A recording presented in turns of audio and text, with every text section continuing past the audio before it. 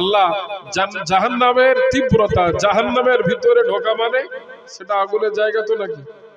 তো আল্লাহ আমাদেরকে ভালোবাসেন, তাই আল্লাহ সতর্ক করে দিচ্ছেন, আমি আল্লাহ জাহান্নাম সৃষ্টি করেছি, সেই জাহান্নামের আগুন এত তীব্র বান্দা তোমরা সহ্য করতে পারবে না। তাই তোমাদের নিজেদেরকে বাঁচাতে হবে। তুমি শুধু নিজে বাঁচলে হবে না, তোমার পরিবারে যারা আছে ওদেরকেও বাঁচাতে হবে, ওদেরকেও বাঁচাতে হবে জাহান্নামের আগুন হতে। সেই জাহান্নামের আগুনের তীব্রতা কেমন? হাদিসের ভিতরে এসেছে, রাসূল পাক সাল্লাল্লাহু আলাইহি ওয়াসাল্লাম তিনি বলেন, আল্লাহ তাবারক তাআলা জাহান্নামকে সৃষ্টি করার পরপরই সেই জাহান্নামের ভিতরে যখন আগুনকে অবস্থান করাবে, সেই আগুনকে আল্লাহ প্রথমত 1000 বছর জ্বালিয়ে নিলেন। 1000 বছর জ্বালানোর পরপরই আগুনের কালার হয়ে গেল পুরো রেড, পুরো লাল হয়ে গেল। আবারও 1000 বছর জ্বালানোর পরপরই আগুনের কালার হয়ে গেল পুরো শ্বেত বর্ণ, সাদা বর্ণ হয়ে গেল। আবারও আল্লাহ তাবারক তাআলা ওই জাহান্নামের আগুনটাকে আবারও জ্বালালেন। জ্বালানোর পরপরই সেই আগুনের মানে কালার হয়ে গেল পুরো ব্ল্যাক, পুরো কালো। আলকাতরা দেখেছেন তো? ও দুনিয়ার কালো, আর ও কালোর সঙ্গে পৃথিবীর কোনো ব্ল্যাক কালার সঙ্গে তুলনা করা যাবে না। বলা আছে, পড়েছি যে দুইজন জাহান্নামী পাশাপাশি দাঁড়িয়ে থাকবে, পাশাপাশি অবস্থান করবে, ওই জাহান্নামের মধ্যে একজন আরেকজনকে দেখতে পাবে না। আপনি চিন্তা করুন, তাহলে সেই জাহান্নামের আগুনের মানে সেই কৃষ্ণ বর্ণটা, কালো বর্ণ কতটা প্রগাঢ় আর কেমন কালো হতে পারে। তো এই জাহান্নাম থেকে আমাদেরকে আল্লাহ সতর্ক করছেন, বান্দা বান্দিরা তোমরা সেই জাহান্নামের আগুন থেকে নিজেদেরকে বাঁচাও, নিজে বাঁচো এবং তোমার পরিবারে যারা আছে ওদেরকেও বাঁচাতে হবে। তাফসীরে এসেছে, তাহলে প্রত্যেক ব্যক্তিকে এবং প্রত্যেক পরিবারের যিনি গার্জিয়ান হবেন তাদের প্রত্যেকেরই কিন্তু দায়িত্ব থাকবে, ঠিক না বল? আল্লাহ যখন সতর্ক করলেন তুমি বাঁচো, তোমার পরিবারকে বাঁচাও, তো এই কথা বলার পরই মানে একটা মানুষের দায়িত্ব কি থাকে? তাহলে জাহান্নামের আগুনের তীব্র এত কোন মানুষ সহ্য করতে পারবে না, 1 সেকেন্ডও সহ্য করতে পারবে না। সেই আগুন থেকে আমাদের বাঁচতে হবে। সেই আগুন থেকে বাঁচতে পারলে আপনি চলে যাবেন আল্লাহ পাকের জান্নাতে। ওই আগুন থেকে বাঁচতে গেলে আপনার নিজেকে প্রোটেকশন দিতে হবে, নিজেকে প্রোটেকশন দিতে হবে। যে কাজগুলো করলে মানুষ জাহান্নামের হকদার হয়ে যাবে, মানুষ জাহান্নামের অন্তর্ভুক্ত হয়ে যাবে, সেই কাজগুলো থেকে প্রথমত আপনাকে অ্যাভয়েড করে চলতে হবে, ঠিক না বল? ঠিক। তারপরে আপনি বাঁচুন এবং পরিবারকেও বাঁচাতে হবে, নিজের জীবনটাকে লক্ষ্য রাখতে হবে। আমি আমার জীবনে এমন কোন কাজ করব না যে কাজটা করলে জাহান্নামের হকদার হয়ে যাবে। তাহলে আমি করব না, আমার পরিবারকেও করতে দেব না। আমি এই জাহান্নামী হতে গেলে যে মানে তালিকাগুলো আছে তার কয়েকটা পরপর আমি বলছি। নিজেকে প্রোটেকশন আগে দিতে হবে। তার এক নম্বর হলো সালাত না পড়া, নামাজ না পড়া। 1 নম্বর একদম। যদি কেউ নামাজ যদি ছেড়ে দেয় তাকে কিন্তু জাহান্নামী হতেই হবে, জাহান্নামী হতেই হবে। তাহলে জাহান্নামী হতে গেলে তার 1 নম্বর লিস্টে হলো নামাজটাকে ত্যাগ করে দেওয়া। তাহলে আপনি যদি বুদ্ধিমান হন, আপনি যদি জ্ঞানী হন, আপনার নিজেকে প্রোটেকশন দিতে হবে, আপনি নামাজের সালাতের আওতাভুক্ত হয়ে যাবেন, ঠিক না বল? নামাজ আপনার ভিতরে রাখতে হবে। সূরা মুদ্দাসিরের ভিতরে আল্লাহ তাবারক তাআলা ঘোষণা করেছেন, জাহান্নামীরা যখন জাহান্নামে চলে যাবে, জান্নাতীরা যখন জান্নাতে চলে যাবে, বিচার যখন কমপ্লিট হয়ে যাবে, যাওয়ার পরপরই জাহান্নামীরা যে কারণে জাহান্নামে যাবে তারা নিজেদেরকে প্রোটেকশন না দেওয়ার কারণে, নিজেদেরকে জাহান্নামের আগুন থেকে রক্ষা না করার কারণে জাহান্নামী তারা হয়ে যাবে। যাওয়ার পরপরই জাহান্নামটাকে যখন তারা সচক্ষে যখন তারা দেখতে পাবে, জাহান্নামের আগুনের মজা যখন তারা বুঝতে পারবে, তখন তারা ওই জাহান্নামের মধ্যেই তারা চিৎকার করতে থাকবে। কেমন সেটা? রব্বুল আলামিন আল্লাহ কোরআনে কারীমের ভিতরে সূরা মুদ্দাসিরের মধ্যে ঘোষণা করেছেন, ফি জান্নাতিন ইয়াতাসাআলুন। জাহান্নামীরা যখন জাহান্নামের মধ্যে যখন হাবুডুবু খেতে থাকবে, জাহান্নামের তীব্রতা যখন তারা বুঝতে যখন তারা পারবে, ওই সময়তে জাহান্নামের মধ্যে তারা চিৎকার চেঁচামেচি করতে থাকবে। ওইদিকে জান্নাতীরা যখন জান্নাতের মধ্যে যখন তারা আরাম এবং আয়েশের মধ্যে যখন থাকবে, তারা তখন অস্থির হয়ে পড়বে। তারা বলতে থাকবে, ও জাহান্নামী ভাইয়েরা, তোমরা কেন চিৎকার করছো?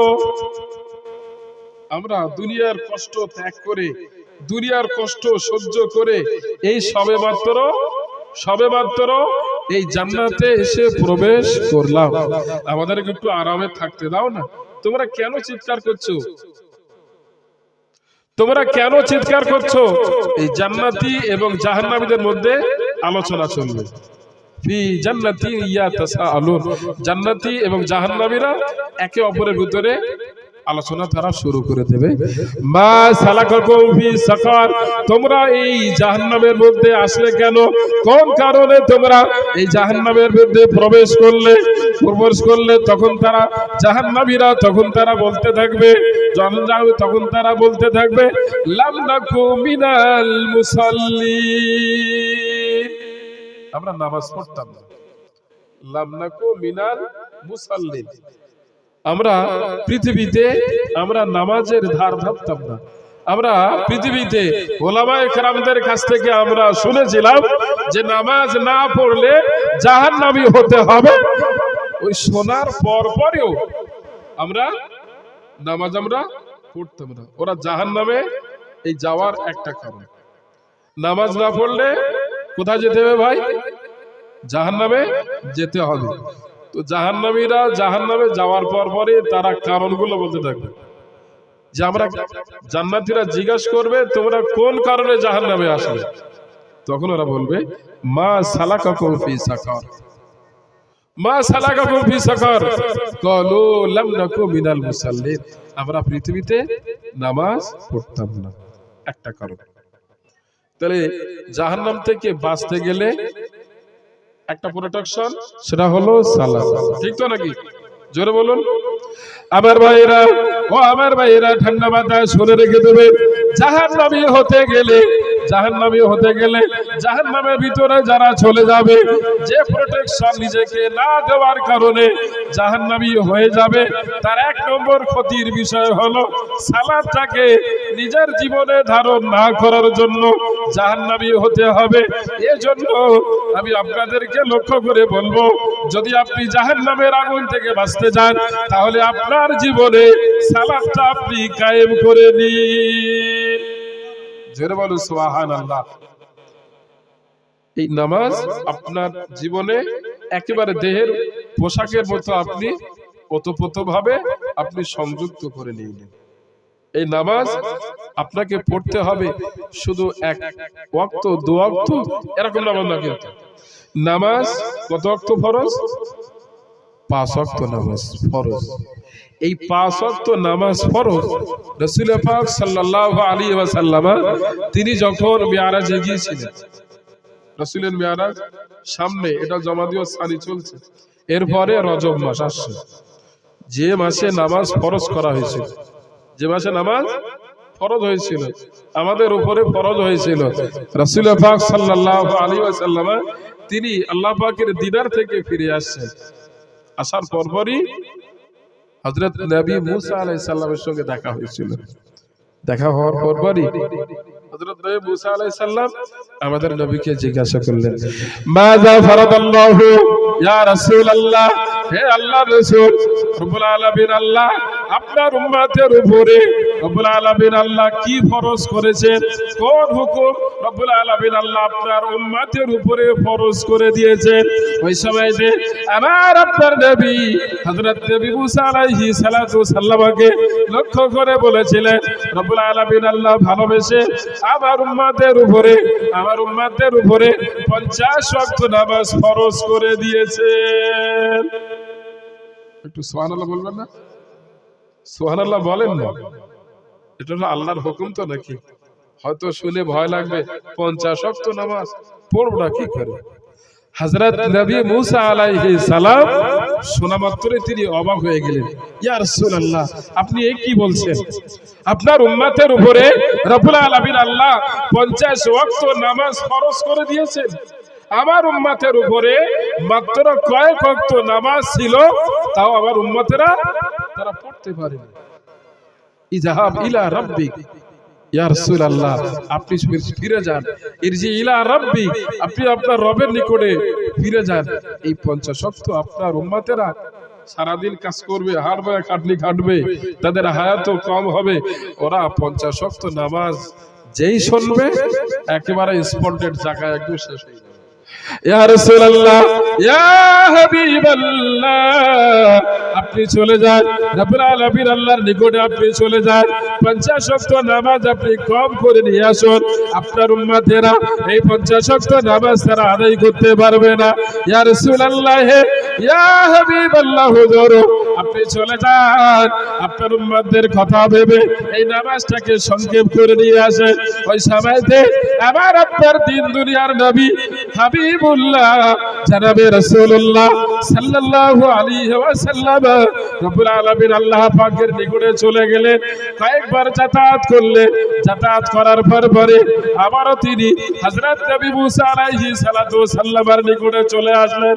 নবী মুসা আলাইহিস সালাতু সাল্লাম আমাদের নবীকে লক্ষ্য করে আবারও জিজ্ঞাসা করলেন, ইয়া রাসূলুল্লাহ ইয়া হাবিবাল্লাহ হুজুর রব্বুল আলামিন আল্লাহ আপনার উম্মতের উপরে কত ওয়াক্ত নামাজ ফরজ করেছে?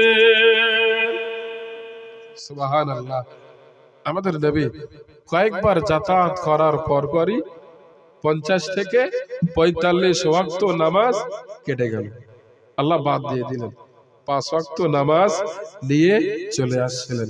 হযরত নবী মুসা আলাইহিস সালাম আবারও বললেন, ইয়া রাসূলুল্লাহ আপনি চলেন, আল্লাহর কাছ থেকে আরো কিছু কয়েক ওয়াক্ত কম করিয়ে নিয়ে আসেন। আমাদের নবী বললেন, না আমার খুব লজ্জা হচ্ছে, আমি আর যেতে পারবো না। এরপর পরই আমাদের নবী 5 ওয়াক্ত নামাজ নিয়ে যখন চলে আসছেন, ওই সময়তে আল্লাহ তাবারক তাআলা ঘোষণা দিলেন, এ আমার হাবিব, এ আমার রাসূল, আমি আপনাকে লক্ষ্য করে বলে দিলাম, লা তাবদিলা লিখালকিল্লাহ, আমি রব্বুল আলামিন আল্লাহ আমার হুকুমের কোনো রদবদল হয় না। আমি যে আপনার উম্মতের উপরে ভালোবেসে 50 ওয়াক্ত নামাজ আমি ফরজ করে দিয়েছি, আমার হুকুমে 50 ওয়াক্ত নামাজ আমার হুকুমেই থেকে যাবে। আপনার উম্মতের সুবিধার জন্য, খাফিফের জন্য, সহজের জন্য 50 ওয়াক্ত থেকে বাদ দিয়ে 45 ওয়াক্ত বাদ দিয়ে 5 ওয়াক্ত নামাজ আপনার উম্মতের উপরে আমি দিয়ে দিলাম। কোন আপনার উম্মত যদি 5 ওয়াক্ত নামাজ যদি সময় মতো তারা যদি পাঠ করে, আমি রব্বুল আলামিন আল্লাহ ওই 5 ওয়াক্ত নামাজের বিনিময়ে 50 ওয়াক্ত নামাজের সওয়াব দিয়ে দেব। জোরে বলো সুবহানাল্লাহ। আরেকবার জোরে বলুন। 5 ওয়াক্ত পড়লে আল্লাহ সওয়াব দেবেন কত? 50 ওয়াক্তের সওয়াব আল্লাহ দিয়ে দেবেন। বলুন, এই 5 ওয়াক্ত নামাজ আমরা সবাই কি পড়ি? জোরে বলুন। তাহলে জাহান্নামের আগুন থেকে বাঁচতে গেলে, নিজেকে বাঁচাতে গেলে আপনার নিজেকে প্রোটেকশন দিতে হবে, নামাজি আপনাকে হতে হবে, তবেই কিন্তু আপনি জাহান্নামের আগুন থেকে বাঁচতে পারবেন। আমার কথা ঠিক না ভুল? ঠিক তো নাকি? তো এখন যদি আপনি আপনার নিজেকে যদি প্রোটেকশন না দিতে পারেন, ওই নামাজের প্রোটেকশন যদি না দিতে পারে জাহান্নাম থেকে বাঁচবার জন্য, তাহলে আপনি কি আপনার পরিবারকে দিতে পারবেন? পারবেন কি? প্রত্যেকেরই কিন্তু নৈতিক একটা দায়িত্ব। আমরা পৃথিবীতে আমাদের পরিবারের জন্য, আমাদের নিজেদের জন্য আমরা দায়িত্ব পালন করি। করি কি করি না? কি দায়িত্ব পালন করি? আমরা পৃথিবীতে বাঁচবার জন্য জীবন ধারণ করবার জন্য আমরা নিজেরাই আমাদের নিজেদের প্রতি আমরা আমাদের প্রত্যেকেরই দায়িত্ব আছে। এই প্রচন্ড শীত, বলুন আপনারা আমাদের কেউ একজনও বলতে পারবেন যে এই প্রচন্ড ঠান্ডায় আপনি খালি গায়ে থাকেন? জোরে বলুন। তাহলে শীত আপনার দেহ, ওই শীত আপনি ঠান্ডায় কষ্ট পাবেন। খালি গায়ে যদি আপনি থাকেন তাহলে গা হাত পা সব টান টান শুরু হয়ে যাবে এবং পা হাত পা গা হাত পা সবটাই ফাটতে শুরু করবে। করবে কি করবে না? এর জন্য আমরা নিজেরা প্রোটেকশন নেই তো ভাই, নেই কেন? আমার ভাইয়েরা বাবজিরা ঠান্ডা মাথায় শুনে রেখে দেবে, অল্পক্ষণের জন্য হলো সময়টা আমি অপচয় করব না। বর্তমান যুগ সন্ধিক্ষণের দিকে তাকিয়ে আমি বলতে বাধ্য হচ্ছি যে আজ আমরা দুনিয়ার যত দায়িত্ব আছে, দুনিয়ার যত প্রয়োজন আছে, প্রয়োজনটা আমরা সবটা একেবারে 100% আমরা বুঝে নেই, কিন্তু পারলৌকিক জীবনের যে দায়িত্ব, যে নৈতিক দায়িত্ব আছে, এটা আমরা না নিজেরা নেই, না আমরা পরিবারকেও দিয়ে থাকি। ঠিক না বল? তাহলে প্রচন্ড শীত থেকে বাঁচার জন্য আমি নিজে শীতের পোশাক, জ্যাকেট, হাত মোজা, আর কি আছে, হাফকোট আছে, তারপরে পায়ের মোজা আছে, আছে না নেই, মাথায় টুপি আছে, এগুলো প্রোটেকশন তো নাকি? শীত থেকে বাঁচবার জন্য তো নাকি? শীত থেকে বাঁচবার জন্য আমরা যেমন ব্যক্তিগত ভাবে আমাদের শীতের পোশাক আমরা ব্যবহার করি, যিনি সংসারের দায়িত্বে থাকেন, গার্জিয়ান, তার একটা মাথায় চাপ থাকে, নিজের স্ত্রী থাকে, মা থাকে, বাপ থাকে, ছেলে থাকে, মেয়ে থাকে, থাকে কি থাকে না? সবাই আমাদের প্রত্যেকেরই আছে। আমরা তাদেরকে খালি গায়ে রাখি? জোরে বলুন, রাখি আমরা খালি গায়ে? ওখানে আমাদের চেতনা খোলে, ওখানে আমাদের ব্রেনে কাজ করে, কিন্তু মহান রব্বুল আলামিন আল্লাহ তিনি আমাদেরকে নিজেকে বললেন যে জাহান্নামের আগুন থেকে বাঁচাও, এরপরে নিজের পরিবারকে জাহান্নামের আগুন থেকে বাঁচানোর চেষ্টা করো। এই জায়গায় গিয়ে তখন আমরা বলবো, ঠিক না বল? কষ্ট নেবেন না।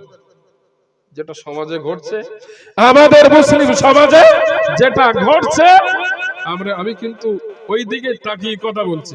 আমি যখন ওয়াজ নসিহত করি সবসময় আমি বাস্তবকে সামনে রেখে ওয়াজ করব। আমার মনে হয় আমার ভাইরা খুব সহজেই বুঝতে পারবে। আমরা দুনিয়ার জীবনে শীত থেকে, গরম থেকে বাঁচবার জন্য আমরা প্রতিটা মুহূর্তে নিজে এবং নিজের পরিবারকে আমরা প্রোটেকশন দেই, কিন্তু মহান আল্লাহ তাবারক তাআলা তিনি বলেছে তুমি নিজে বাঁচো জাহান্নামের আগুন থেকে এবং নিজের পরিবারকে বাঁচাও জাহান্নামের আগুন থেকে। ওই প্রোটেকশন গুলো কি একবারও দেখেছি কি ভাই? যে কারণে যে পাপের কারণে মানুষ জাহান্নামী হবে, নিজের পরিবারও জাহান্নামে চলে যাবে, সেই প্রোটেকশন গুলো দিতে পারলাম না। এটাই হলো সমাজের সবথেকে বড় একটা আরোপ। ঠিক তো নাকি? এজন্য বলবো আমার ভাইয়েরা, ও আমার ভাইয়েরা, ঠান্ডা মাথায় শুনে রেখে দেন, আপনি যদি আল্লাহর বান্দি হয়ে থাকে, আপনি যদি মা হয়ে থাকে, আপনি যদি বাপ হয়ে থাকে, এই প্রচন্ড শীতের সময় আপনার নিজের দেহটাকে ঢাকবার জন্য বহু পোশাক আপনি ব্যবহার করে থাকে, বহু পোশাক আশাক ব্যবহার করে থাকে, শীত থেকে বাঁচবার জন্য নিজের দেহটাকে প্রোটেকশন দিয়ে থাকে, শীত থেকে বাঁচানোর জন্য নিজের পরিবারে যারা আছে তাদেরকে আপনি প্রোটেকশন দিয়ে থাকে। রাত্রে যখন আপনি ঘুমাতে যান, ওই ঘুমাতে যাওয়ার সময়ও আপনার লেপ কাটার ব্যবস্থা আপনি করে থাকেন না। প্রচন্ড ঠান্ডায় বাচ্চা কাচ্চাগুলো ঘুমাতে পারবে না, ওদের লেপ বলুন আর ব্ল্যাঙ্কেট বলুন সবকিছুর ব্যবস্থা আমি বাপ হয়ে আমার স্ত্রীর জন্য, মায়ের জন্য, ছেলের জন্য, মেয়ের জন্য কত কষ্ট মেহনত করে আমরা কিনে দিই, এই কি দিই না? প্রোটেকশন। ব্রেনটা ওখানেই খেলালাম, কিন্তু কোরআন কি বলছে?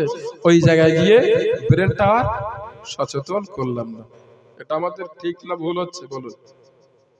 আপনি একজন গার্জিয়ান হয়ে আপনি সঠিক দায়িত্বটা কি পালন করতে পারছেন কি? আমরা কি পাচ্ছি কি ভাই? ভুল হচ্ছে কি হচ্ছে না? মাশারে ময়দানে ভালো করে শুনুন, মাশারে ময়দানে হিসাব যখন শুরু হয়ে যাবে, রব্বুল আলামিন আল্লাহ তিনি হিসাব শুরু করে দেবেন। ওই সময় আপনাকে লক্ষ্য করে রব্বুল আলামিন আল্লাহ আপনার খাতাটা যখন খুলবে, খোলার পরই এক নম্বরে দেখা হবে, এক নম্বরে দেখা হবে। হাদিসে নবী বলেছেন, বান্দার হিসাব যখন শুরু করা হবে, এক নম্বরে দেখা হবে বান্দার সালাত। এক নম্বর কি দেখা হবে? সালাত, নামাজ দেখা হবে। নামাজের ঘর যার ঠিকঠাক থাকবে, তার পরবর্তী স্টেজগুলো সব ঠিক থাকবে। যে মানুষটা নামাজটাকে সময় মতো পড়তে পেরেছে, তার পরবর্তী কাজগুলো ঠিক হবে। এজন্য এক নম্বরে হিসাব যেটা শুরু হবে, সেটা হলো নামাজ দিয়ে আল্লাহ শুরু করবে। সেদিন যদি সলিমদ্দি আর কলিমদ্দির নামাজের ঘর যদি ফাঁকা থাকে, আল্লাহ জিজ্ঞাসা করবেন, ও আমার বান্দারে, আমি রব্বুল আলামিন আল্লাহ তোমার কাছে আমি কোরআন পাঠিয়ে দিয়েছিলাম। ওই কোরআনের ভিতরে আমি তো আল্লাহ ঘোষণা করে দিয়েছিলাম, ওয়াকিমুস সালাত ওয়া আতুজ যাকাত। ও আমার বান্দারে, ও আমার বান্দিরে, আমি রব্বুল আলামিন আল্লাহ তোমাকে তো নামাজ কায়েম করার জন্য তাকিদ করেছিলাম। ধনী ব্যক্তি তুমিও হয়েছিলে, তুমি তোমার অর্থের যাকাত কেন দাওনি? তোমার নামাজের ঘরটা কেন ফাঁকা আছে? এরপর পরিবারকে রাখা হবে। তোমার পরিবারের সদস্যদের তাদের নামাজের জায়গাটা ফাঁকা কেন? এদের নামাজের জায়গাটা ফাঁকা কেন বলো? একদম লাজবাব, কোনো উত্তর দিতে পারবে না। পরিবারকে আল্লাহ জিজ্ঞাসা করে, তোমাদের নামাজের ঘরটা ফাঁকা কেন? তোমরা কি নামাজ পড়তে হবে? আমি আল্লাহ আমার ইবাদত করতে হবে, এটা কি তোমরা কি তোমাদের কানে শোনোনি? তোমরা কি জানো না?